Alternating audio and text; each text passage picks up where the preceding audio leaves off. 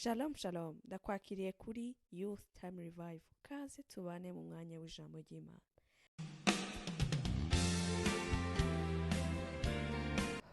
Yesu ashimwe cyane mwene data, ndakwakiriye muri uyu mwanya w'ijambo ry'Imana.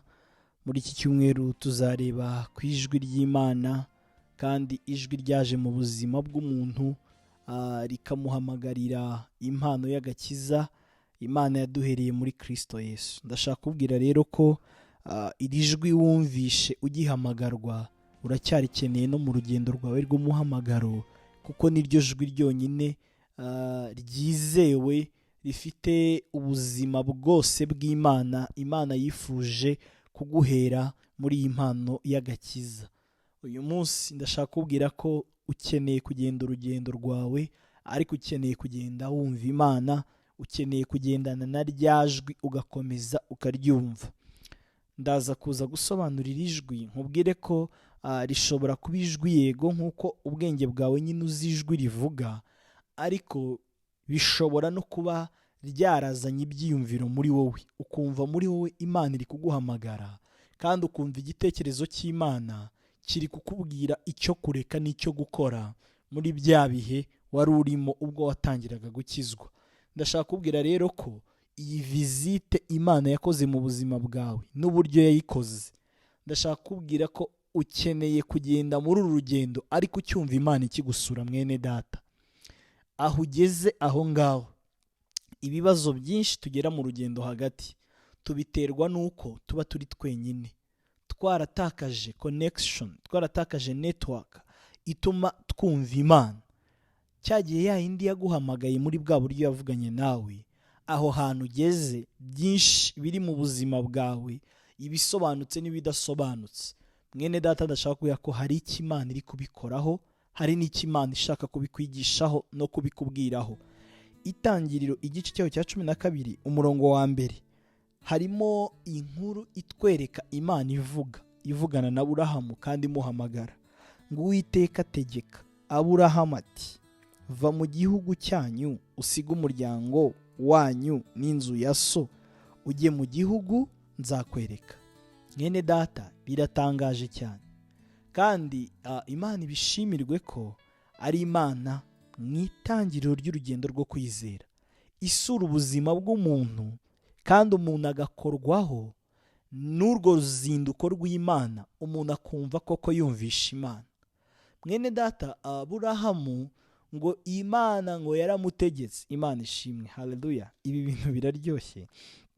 Ibaze nyine nawe ukuntu Imana yamusuye, vizite y'Imana mu buzima bwa Aburahamu, ngo Imana iraza iramubwira ngo va mu gihugu cyanyu usige umuryango wanyu, usige n'inzu ya papa wawe, ugende ujye mu gihugu nzakwereka. Imana ishimwe. Iri jwi ryavuganye na Aburahamu ntago ari ijwi ryumvise undi muntu, niwe wenyine waryiyumviye, nta wundi muntu wari mwumviye. Ndashaka kubwira ko ijwi ryatangiye riguhamagarira umuhamagaro wo kwizera Imana.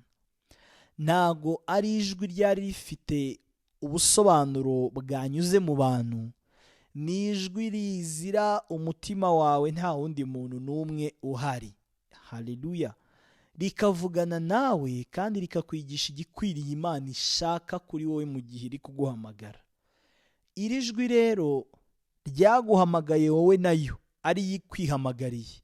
Ndashaka kukubwira ko Imana ishaka ko naho ugeze mu rugendo byinshi waciyemo ubicanyemo n'Imana, Imana irashaka ko iri jwi rikomeza kugendana nawe, amatwi yawe akaryumva, rikagufasha, rikakuyobora mu nzira Imana yaguhamagariye. Ndakwibutsa ko atari twe duhamagara Imana, ahubwo Imana niyo iduhamagara mu itangiriro, kandi ntabwo Imana itujyana aho tuzi, ahubwo kimwe mu mpamvu zidukwiriye ko twifuza gukomeza kumvira ijwi nuko aho turi kujya Imana ihazi, kandi dukeneye ko ihatubwira kuko twebwe tutahazi. Ukeneye rero mwene data kumva ijwi ry'Imana, rya rindi kwa kundi byakugendekeye igihe watangiraga uhamagarwa n'Imana. Iyo ijwi ry'Imana rije mu buzima bw'umukristo, niki kiba, niki gihinduka? Aburahamu ngo akomeze urugendo agende, igihe kimwe Imana imusaba ibigoye. Ndishimye cyane. Ariko ivugana nawe nk'uko isanzwe ivugana nawe, ngo imusanga iramubwira ngo uyu mwana wawe wabyaye ushaje n'umudamu wawe ashaje nakwemereye kandi nkaba muguhaye, ndashaka umunsubize. Imana ishimwe. Ngamenya ko ariyo ivuganye nawe, ariko biraryoshye. Ngafata umwana wa wundi Imana yamuhaye ngaramuzamukana. Imana ishimwe. Ngagiye ngo kumutanga nk'igitambo ngo amusogote, ngo yumva ijwi nanone. Imana ishimwe.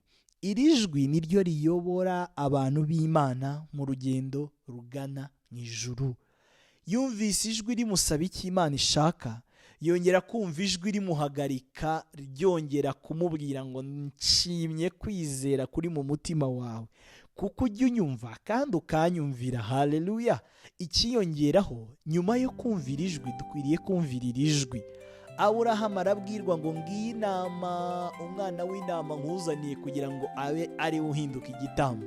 Cyura umwana umushyire umubyeyi, munderere umwana w'isezerano. Imana ishimwe. Hari ibintu duhabwa kubwo kumva Imana, hari ibintu bikira kubwo kumva Imana. Yesu ashimwe cyane.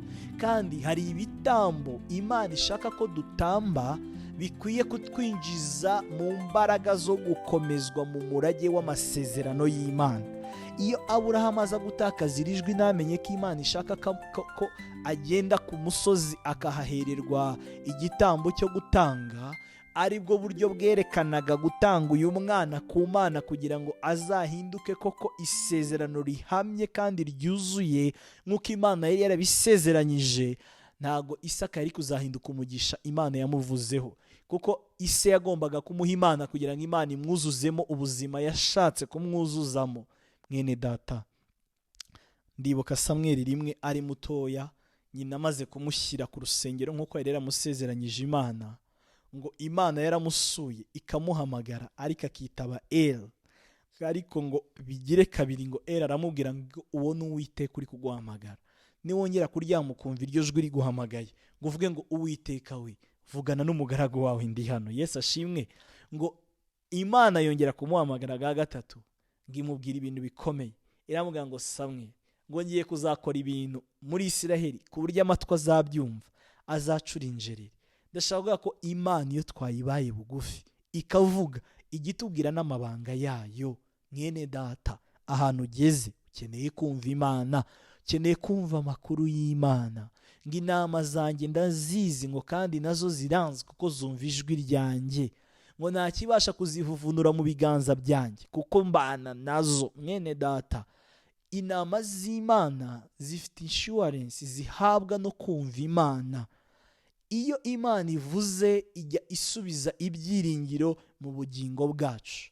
Ndagusengeye mu izina rya Yesu Kristo, kugira ngo rya jwi mwatangiranye cyagiye mwitangirira ugihamagarwa, Imana yongere igarure mu matwi yawe, kandi ibyatumye ijwi rigenda Imana ibisenye muri uyu mwanya mu mbaraga z'umwuka wera n'umuriro mwinshi, kugira ngo amatwi yawe yongere kumva Imana, kugira ngo amatwi yawe yongere kumva Imana.